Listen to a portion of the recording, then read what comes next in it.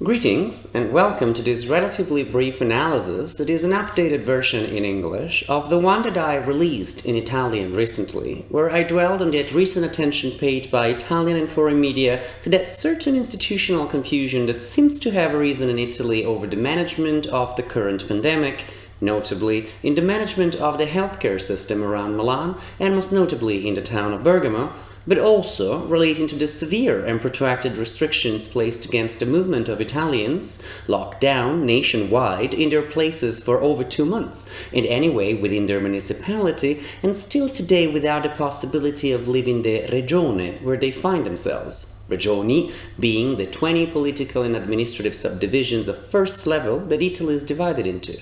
For instance, the world-famous Tuscany with Florence, but also Veneto with Venice, Lombardy with Milan, or Sicily with Palermo.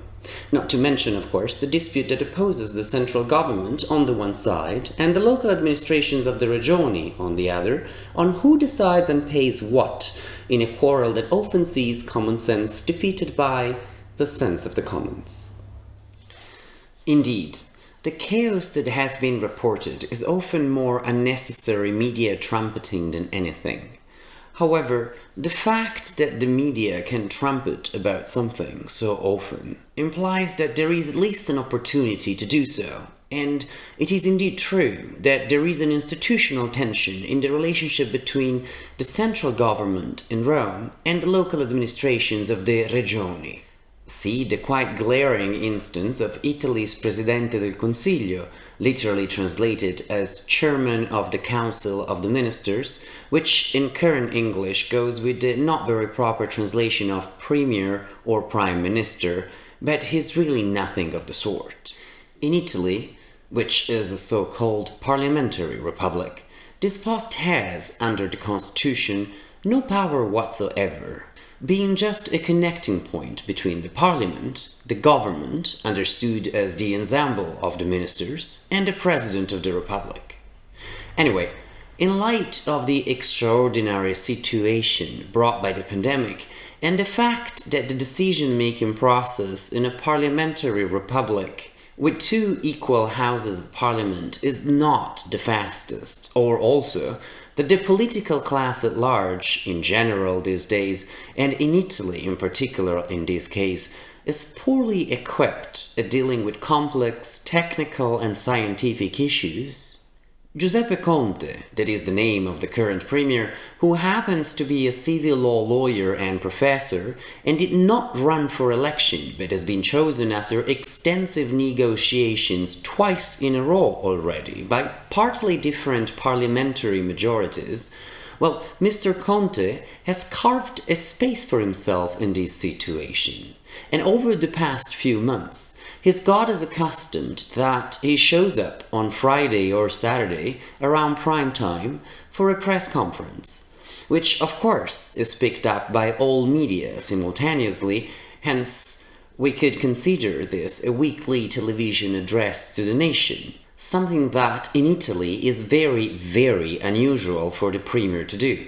And during this press conference, he illustrates the decree that is just enacted or he is about to enact by passing Parliament, making use of a very specific and quite unusual legislative procedure that is nevertheless possible in times of emergency. Beside aspects of appropriateness or legitimacy, what here matters is that the move is clearly dictated by the need, real or alleged as it might be, to give a quick answer to an exceptional situation. However, this works only to an extent. In fact, while the move bypasses Parliament, it does not prevent the presidents of the 20 Regioni, which to be clear are nothing like governors in the United States, to issue, a couple of hours before or after the Prime Minister's address, regional ordinances which partly follow the decree and partly say slightly different things from Rome and any other Regione, in what results in normative chaos, where no one is able to understand much of what a citizen can or cannot do in a time of emergency. For instance, in Tuscany, since the beginning of the pandemic, the president of the Regione has issued about 60 ordinances, which roughly equates to 1 every 36 hours. Currently, in one Regione, you're supposed to wear the protective masks at all times when outside of your home. In another, only in closed areas of public places or businesses. In yet another, is just a general and non-mandatory recommendation, and there you find yourself on a train journey, which will be possible again soon, where every 30 minutes you are in another regione, and the rules keeps changing, and you're supposed to know all of them. This is, to put it in academic terms, crazy, as no one, not even skilled lawyers, can keep up with this malpractice, which is of course shameful. In sum, there's quite a confusion over who's got the power to determine what, between sanitary measures and the regulation of the freedom of movement and economic liberties of citizens, for instance, by keeping their businesses shut, between the central government and the local administrations. Such a confusion is not positive in normal times, but at least then it can be slowly addressed by pronouncements of the Constitutional Court. In exceptional times, such a pandemic, however, and its management, this bickering is just detrimental for the country as a whole and its functioning. But then, how is it possible that this situation has come to pass? Why the Italian system seems so messy? And no, shame on you if you just thought as usual. One thing is, speaking of the way Italian politicians behave, which is indeed loud and often hardly professional relatively to, say, Swedish standards. Well, not that the Swedes do not have their fair share of scandals, they're just more discreet about them. Anyway, the understandable criticism for Italian politics should not extend to Italy's political system and especially its constitutional architecture. Here, the criticism would be quite unfounded, as the Italian constitution has inspired those of many other countries around the world, for instance Spain, but also many in Latin America. The issue is that the constitution Italy has today is not the one that was enacted after World War II. Or better, it is, but it has been reworked, to be honest worsened, several times in several parts. Indeed, the Constitution of 1948 envisaged a centralized state, with a central role of a strong parliament, a weak executive, and a very independent judiciary. So, where the president of the Italy's Regioni, some administrative territorial units, get the power to issue ordinances that may even contradict what has been decided in Rome.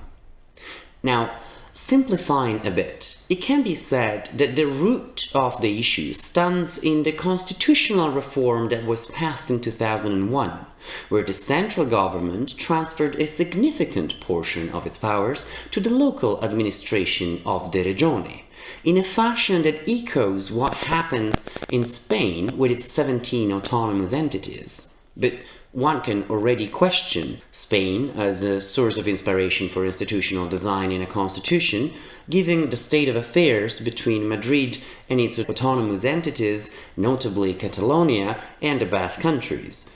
Besides, there is no different peoples in Italy, only Italians. Well, perhaps Sardinian accepted. So, decentralization, delegation, devolution, call it as you like. Point is the transfer of administrative power from Rome to Milan, Venice, Florence, and Palermo as the towns where the administration of the respective regioni has its seat.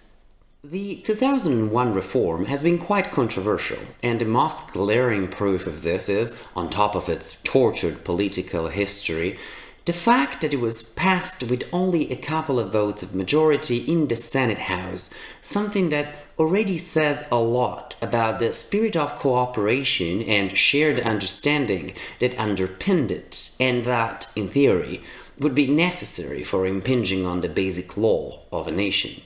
Lacking the approval by the necessary supermajority that the constitutional reform prescribed even for itself, the confirmation of this reform was then left to the Italian voters, through a referendum. A typical move of poor politics, by the way, as citizens can well be called to approve a text as a whole, but not different amendments pertaining to different parts of the constitution, not with a single vote anyway. That is the job of elected politicians, not one that can be dumped back on citizens.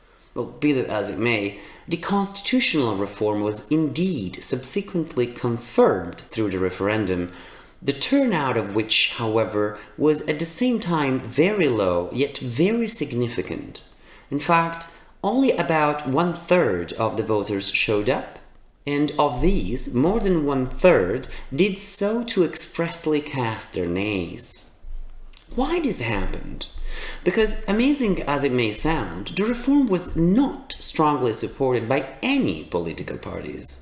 As a preliminary matter, it must be said that it is difficult to intervene only in certain parts of a constitution, introducing, however, quite radical changes in it without impacting the reading and interpretation of several other parts of the text. The chances of jamming the whole institutional machine by messing with the original overall checks and balances of power are high. An approach as such is not very logical by definition. You're unlikely to solve problems with fixer-uppers. And when politicians insist on this, it is a good thing to ask ourselves if there's someone who benefits the most of something that is both risky and non-necessary. And this reform indeed favors certain specific interests, as opposed to that general of the state, understood of course as the community of citizens as a whole. And these beneficiaries indeed are politicians themselves. Let me explain this. The principal political area that supported this reform was the so-called Olive Tree Coalition, a political cartel gathering former and current communists, social democrats, and leftish Catholics. To simplify, as that political cartel is by this day long defunct, today's heir to it is the Partito Democratico, or Democratic Party, which was constituted by the merger in 2007 of the key political parties constituting back then the Olive Tree Coalition. At its height, the Democratic Party accounted for more than 1/3 of the Italian votes, no doubt a force to be reckoned with, even today where, however, it struggles to retain 20%. Now, you may point out, and you'll be very correct in doing so, but the idea of decentralization of power is not exactly in the DNA of left-wing politics, isn't it? Right indeed. However, at the time, the idea of giving more power to local administrations was not entirely unwelcome to the left, as the Democratic Party, let me just call it this way to make this short, was the party with the most solid grip on local administrations, including Regioni, but also municipalities, which in Italy at the time stood at the astounding number of over 8,000.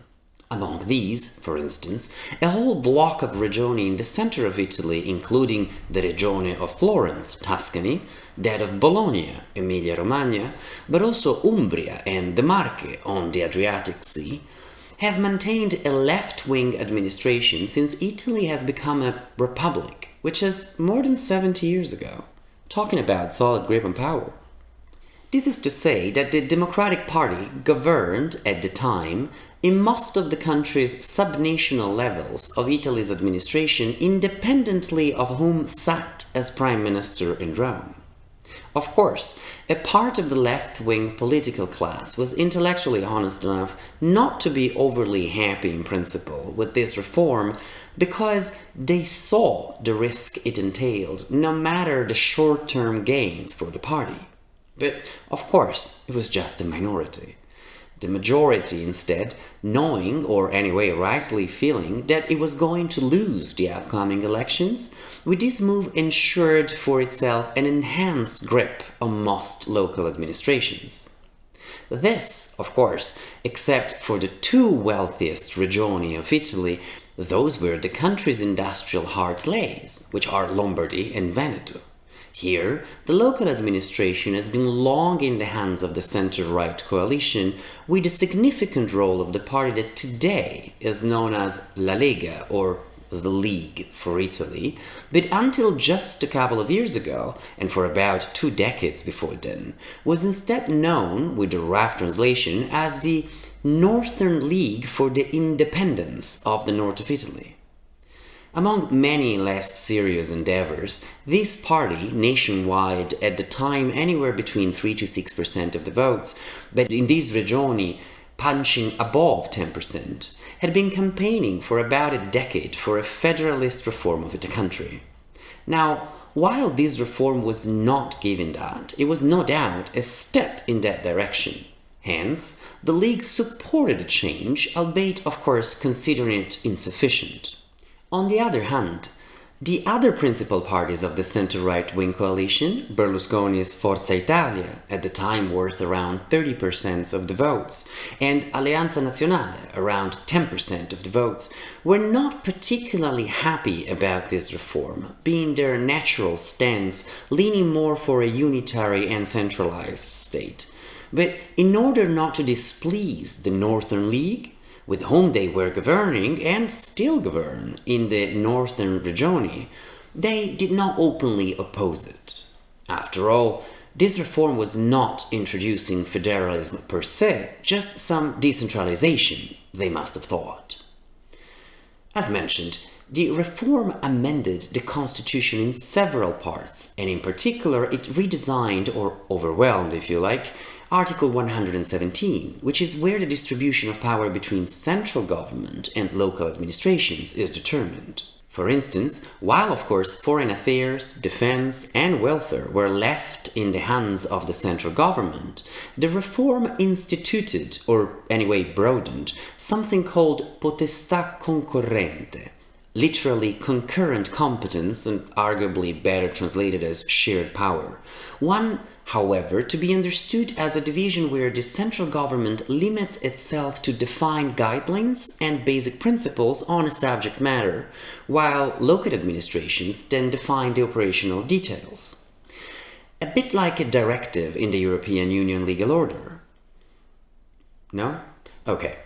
For instance, take the management of national parks. The central governments define for a certain quantity of the local administration territory to be devoted to reserves, and then the local administration defines where exactly, how the management of these areas would work, the opening hours to the public, and so on. Indeed, administrative details more than proper legislative power. Here's, however, the key issue.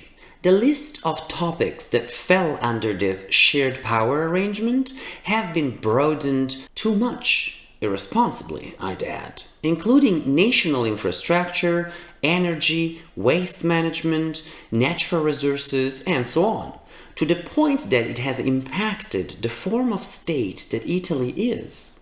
In fact, professors of public and constitutional law had to create a new category to define the new state of affairs ensuing from this reform, and proposed to call Italy a Stato regionale, quite poorly translated as regional state, which is something that is neither a unitary state nor a federal one, but is not either the state of autonomies that is the definition used these days for Spain.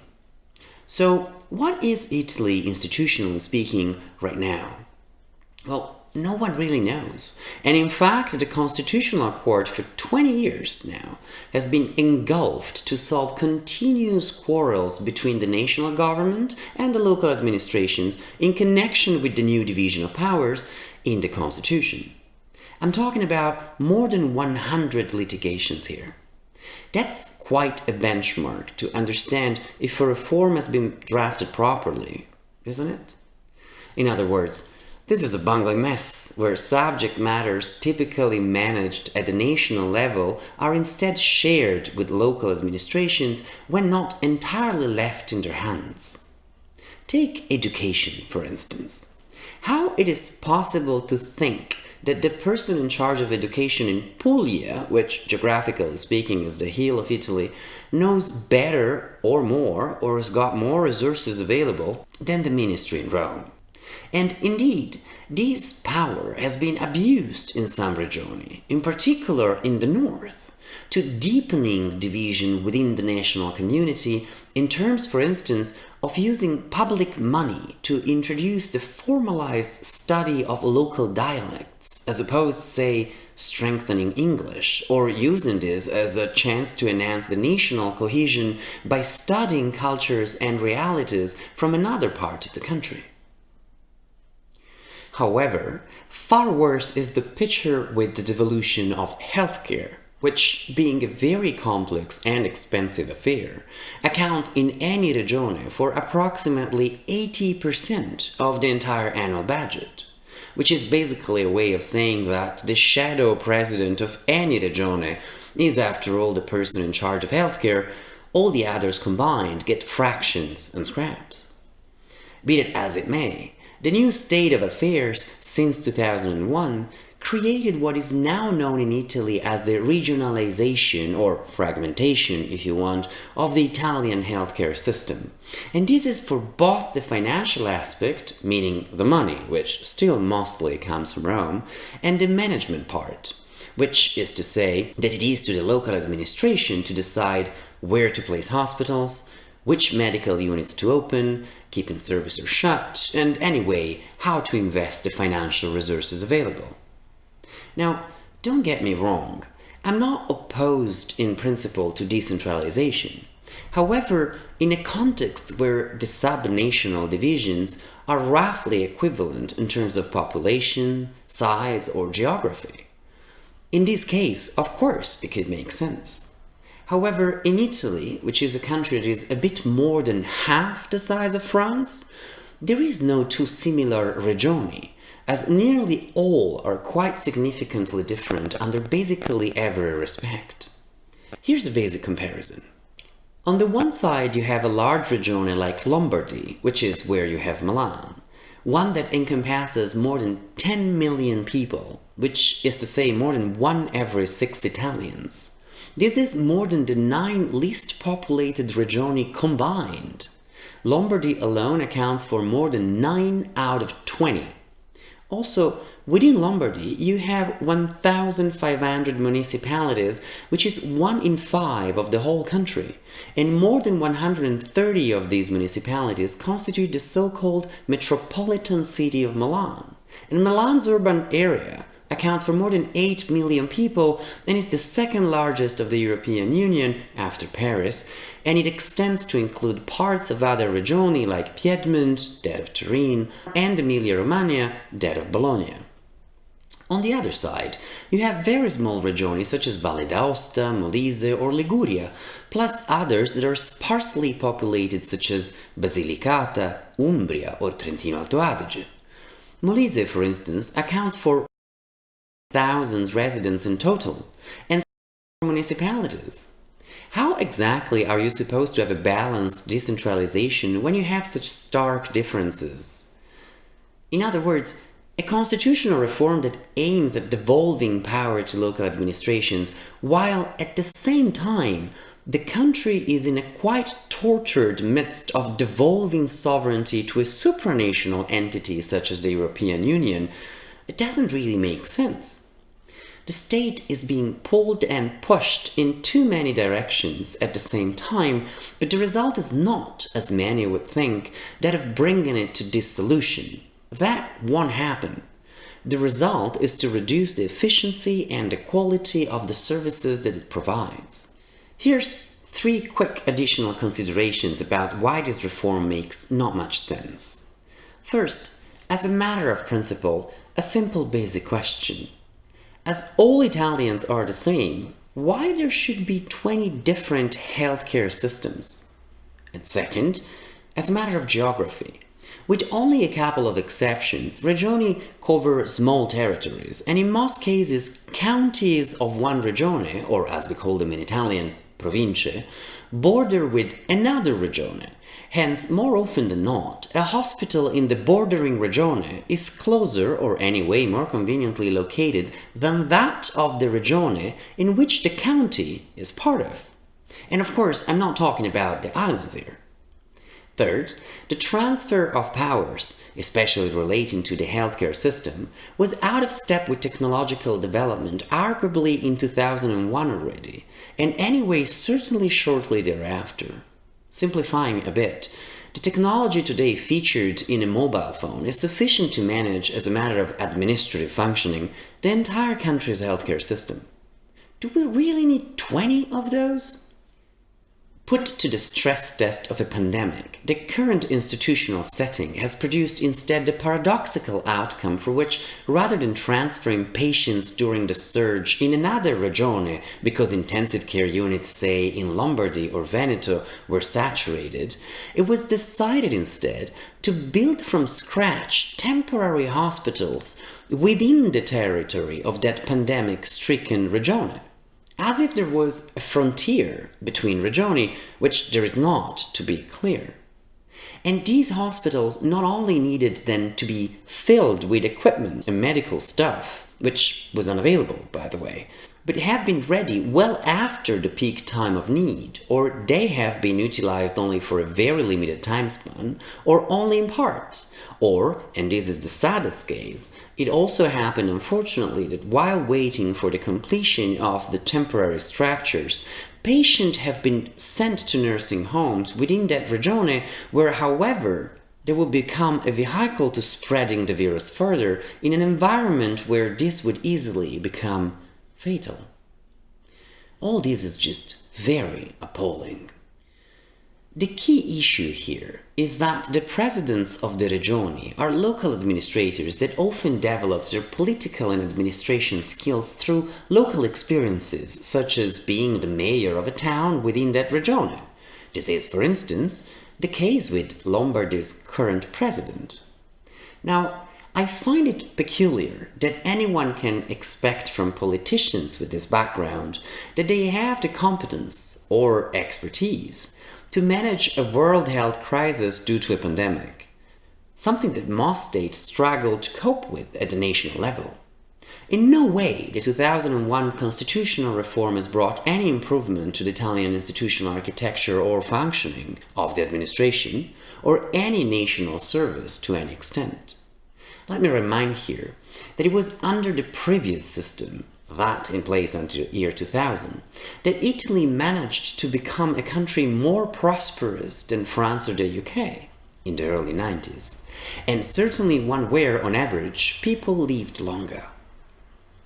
What the numbers say about the last 20 years is a slow yet generalized backtracking on all fronts. To conclude, and to recap, 2 pointers. First, the tension between the national governments and the local administrations of Italy that has become visible this past few months is due to the constitutional reform of 2001, a reform that has impinged with Italy's institutional architecture, is out of pace with technological development, as well as Italy's integration in a larger system that is the European Union. In brief, this was a reform designed by the political class chiefly for its own and sole benefit. Second, in light of technological progress and the possibility of efficiently centralizing under a single chain of command purchases, services, and their organization, it is arguably better to bring back under a single management the Italian healthcare system, as the differences in quality existing between the different areas of the country are unacceptable and unjustifiable, and anyway detrimental, both as a matter of principle and as a matter of fact. As a matter of principle, why healthcare in Italy shall be different depending on the regione that administers it? As a matter of fact, for 2 concurring reasons. On the one side, if you entrust healthcare to local administrators, it is quite clear that these people that are elected to running ordinary business on a local scale are unfit and not ready to manage exceptional situations such as the global pandemic. On the other side, pandemic or not, over the last 20 years, and unfortunately almost every few months, Italians witness an endless sequence of scandals, of corruption or mismanagement in the healthcare systems of almost every regione, involving all political parties. Indeed, the money flux is just too high for local administrators with relatively modest power and salary not to fall into certain temptations. And this situation and ensuing scandals have happened right in these 20 years since the Italian constitution has been amended to grant to local administrators power over healthcare. 2 plus 2?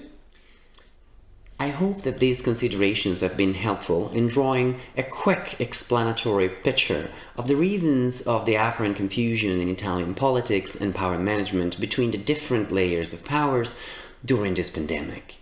A confusion that resembles, to some extent, that is more typical of federal systems, which Italy, however, does not.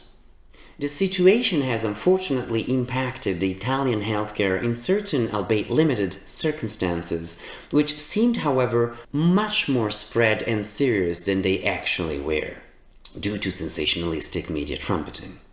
I wish to conclude with a positive note here, reminding that, on average, the Italian healthcare remains one of the best in the world, and indeed, on average, Italians are right to be proud of it, despite 20 years where the institutional setting has quite certainly not helped in maintaining its world-class standard.